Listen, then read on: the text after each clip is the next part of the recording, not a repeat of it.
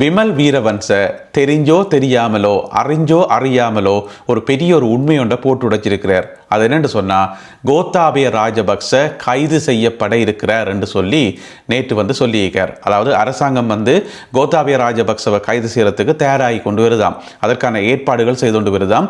எனவே மிக விரைவில் கோத்தாபய ராஜபக்ச கைது செய்யப்படுவார் என்று சொல்லி நேற்று ஒரு ஊடக சந்திப்பு வச்சவர். எதற்காக அந்த ஊடக சந்திப்பு என்று சொன்னால், இப்போதான் உங்களுக்கு தெரியுமே, சுரேஷ் சாலை அவர்கள் கைது செய்யப்பட்ட பிறகு ஒவ்வொரு நாளும் மாற்றி மாற்றி மாற்றி டைம் டேபிள் போட்டு இத்தனை மணிக்கு இன்னார் இத்தனை மணிக்கு இன்னார் என்று சொல்லி மாறி மாறி கண்டனம் சொல்லிக் கொண்டே இருக்கிறோம். தென்னிலங்கையில் இருக்கக்கூடியாக்கள், இந்த இனவாதங்கள் கதைக்கக்கூடியாக்கள், கடந்த கால ஆட்சியில் நிறைய குற்றங்கள் செய்தாக்கள் எல்லாரும் ஒரு நல்ல அரசியல்வாதி சொன்ன மாதிரி இது வரைக்கும் தெரியல.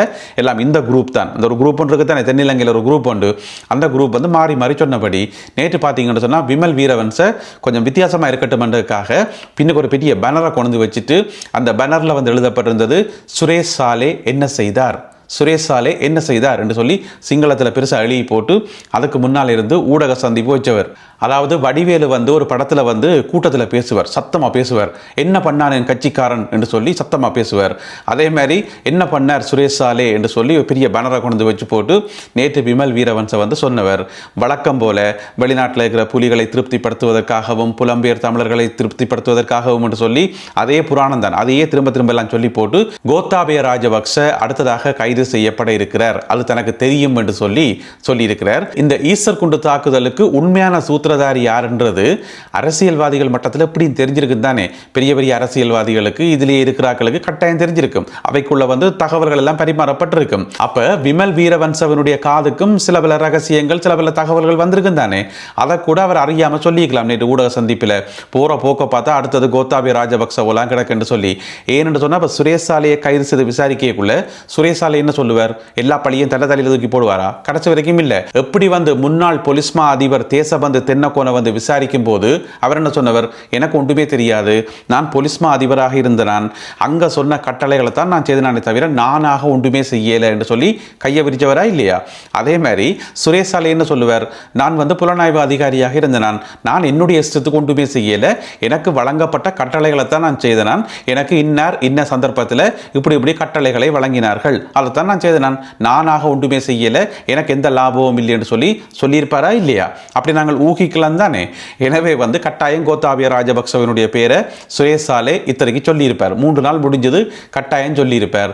எனவே அதெல்லாத்தையும் கூட்டி கழிச்சு வச்சு தான் விமல் வீரவன்ச சொல்லியிருக்கார், அடுத்ததாக கோத்தாபய ராஜபக்ச கைது செய்யப்பட இருக்கிறார் என்று சொல்லி.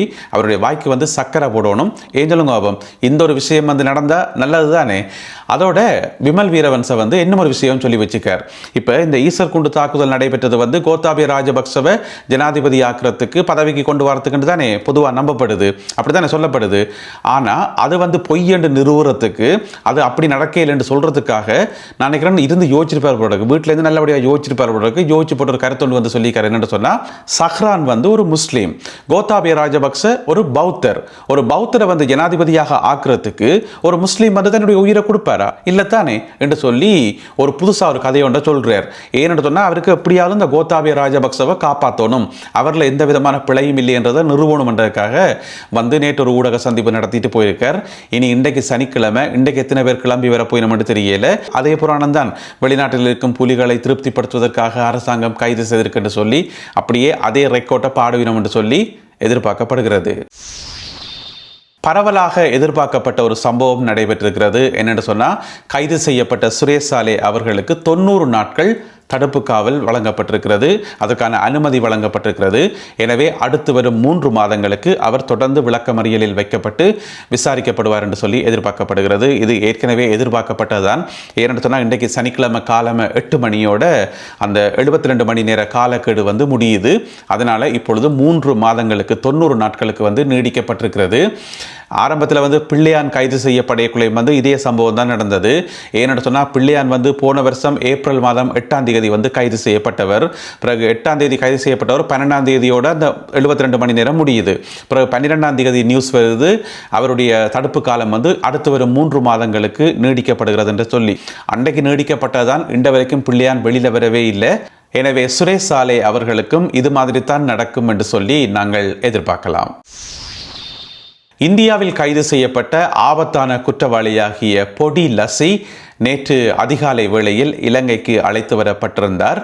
அவருடைய சொந்த பேர் பார்த்தீங்கன்னு சொன்னால் ஜனித் மதுசங்க. ஆனால் அவருடைய பாதாள உலக குழு பேர் வந்து பொடி லசி.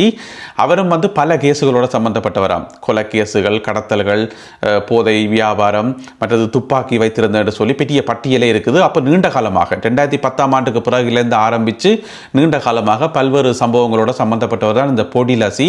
ஏற்கனவே கைது செய்யப்பட்டு விளக்கமறியலில் வைக்கப்பட்டு பிறகு பிணையில விடுவிக்கப்பட்டவர். பிணையில விட்டது வந்து வெளிநாட்டுக்கு போகக்கூடாதுன்னு சொல்லி நிபந்தனையோட, ஆனால் இந்தியாவுக்கு தப்பியோடிட்டார்.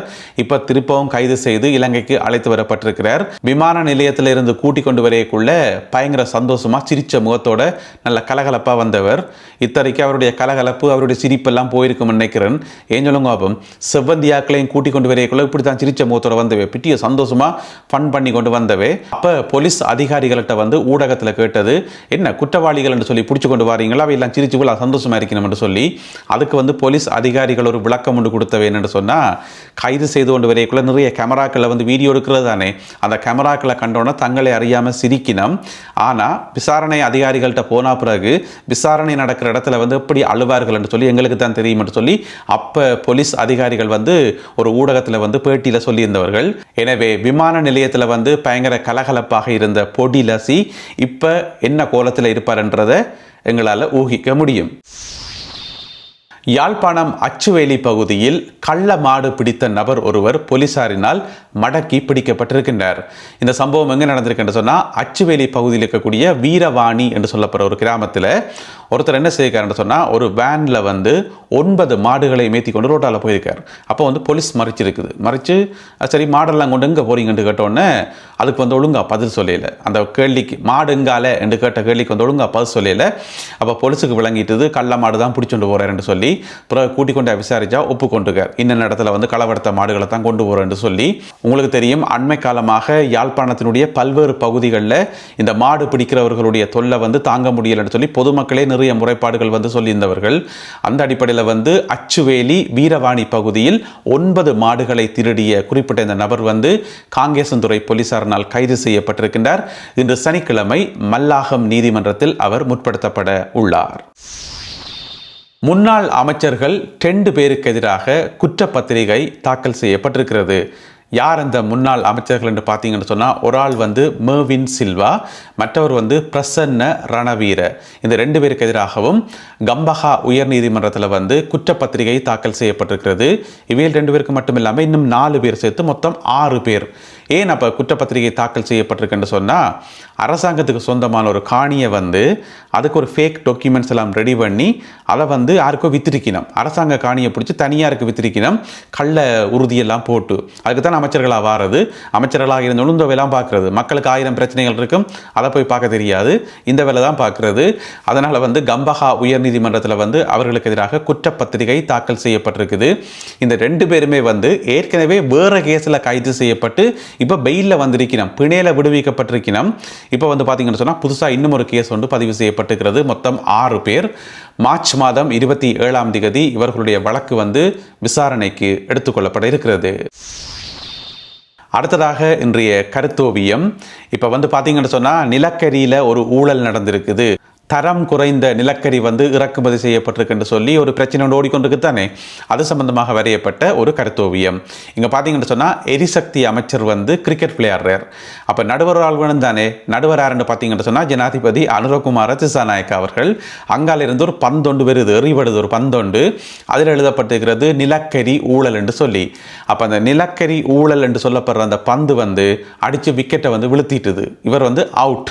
அப்போ நடுவர் என்ன செய்யணும், அவுட்னு சொல்லி அவுட் கொடுக்கணும். ஆனால் நடுவர் வந்து அவுட் கொடுக்கல, நொட் அவுட் என்று சொல்கிறார். எனவே வந்து அதாவது என்ன சொல்ல வரணும் சொன்னால், ஜனாதிபதி அனுரகுமார திசாநாயக்க அவர்கள் எரிசக்தி அமைச்சரை வந்து காப்பாற்றிட்டார் என்ற மாதிரி இந்த கருத்தோவியம் வந்து வரையப்பட்டிருக்கிறது. இருந்தாலும் அரசாங்கம் சொல்லி இருக்குது, நிலக்கரியில் வந்து எந்த விதமான ஊழலும் இல்லை, சில நிலக்கரிகள் வந்து தரம் குறைவாக வந்தது உண்மைதான், அது சம்பந்தமான விசாரணைகள் நடப்பதாக அரசாங்க தரப்பில் சொல்லப்பட்டது. எனவே இந்த ஒரு கருத்தோவியம் மற்றும் இன்றைய காணொலியில் பகிர்ந்து கொள்ளப்பட்ட செய்திகள் தொடர்பான உங்களுடைய கருத்துக்களை மறக்காமல் கீழே எழுதுங்கள். மீண்டும் சந்திப்போம் உறவுகளே. நன்றி, வணக்கம்.